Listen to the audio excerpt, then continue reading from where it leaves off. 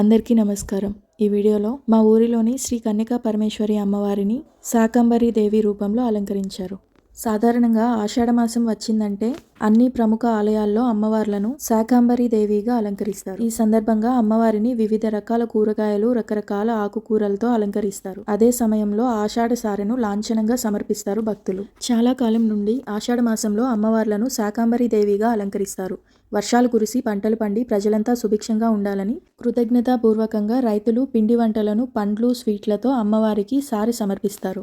తెలుగు పంచాంగం ప్రకారం ఆషాఢ మాసంలో వచ్చే పౌర్ణమికి ముందుగా 3 రోజుల పాటు అంటే ఆషాఢ శుక్ల త్రయోదశి, చతుర్దశి, పౌర్ణమి రోజుల్లో దేశవ్యాప్తంగా ఉన్న అమ్మవారి ఆలయాలలో శాకంబరీ ఉత్సవాలు వైభవంగా జరుగుతాయి. శాకంబరీ పేరు వెనుక ఉన్న అర్థం ఏంటంటే, శాకం అంటే కూరగాయలు, అంబరి అంటే వస్త్రము లేదా ధరించేది అని అర్థం. సమస్త ప్రకృతిని, వృక్షాలను, కూరగాయలను తన వస్త్రాలుగా ధరించిన తల్లి కనుక ఈ జగన్మాతకు శాకంబరి అనే పేరు వచ్చింది. శాకంబరి అవతారం వెనుక ఉన్న పౌరాణిక గాథ ఏంటంటే, పూర్వం ఒకప్పుడు భూమిపై భయంకరమైన కరువు ఏర్పడింది. 100 సంవత్సరాల పాటు వర్షాలు పడకపోవడంతో సమస్త జీవకోటి ఆహారం లేక అల్లాడిపోయింది.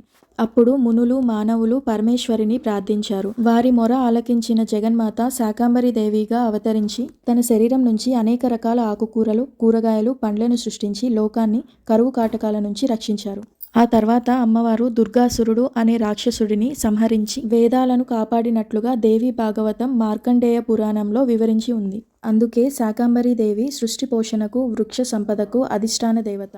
ఆమెను ఆది పరాశక్తి అయిన దుర్గాదేవి అవతారంగా భావిస్తారు.